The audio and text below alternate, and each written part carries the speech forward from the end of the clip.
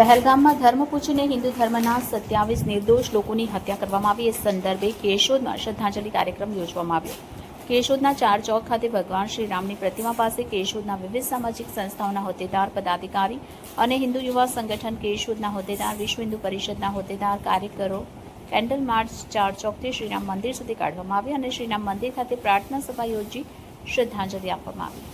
પહેલગામ હુમલામાં 27 નિર્દોષ લોકો માર્યા ગયા, 20થી વધુ લોકો ઘાયલ થયા. આ હુમલો એવા સમયે થયો જ્યારે બેસરણ ખીણમાં મોટી સંખ્યામાં પ્રવાસી હાજર હતા.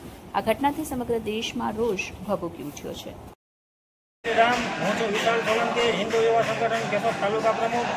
આજ રોજ કેશોદ હિન્દુ યુવા સંગઠન અને ભારતીય જનતા પાર્ટીના સંયુક્ત ઉપક્રમે આજે જે શ્રીનગરમાં જે પહેલગામમાં જે આપણે જ્ઞાતિ અને ધર્મ પૂછી અને જે ગોળીબારી હત્યા કરવામાં હિન્દુના 27 લોકોની જે હત્યા કરવામાં આવી છે એનો આજે કેશોદમાં 4 ચોક ખાતે શ્રદ્ધાંજલિ કાર્યક્રમ અને કેન્ડલ માર્ચથી રામ મંદિર સુધી પહોંચી રામ મંદિરે તમામ 27 મૃતકોને શ્રદ્ધાંજલિ પાઠવી છે.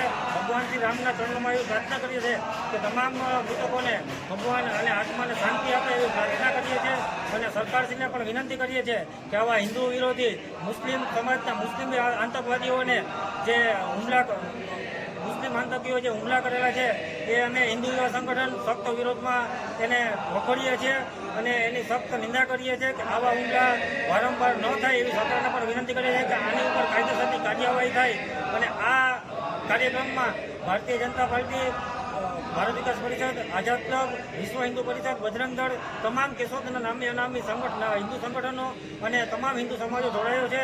તે તમામનો અમે ખૂબ ખૂબ આભાર માનીએ છીએ અને ખાસ રાષ્ટ્રીય સ્વયંસેવક સંઘના સ્વયંસેવકો પણ જોડાયા છે, તેમનો પણ આભાર માનીએ છીએ.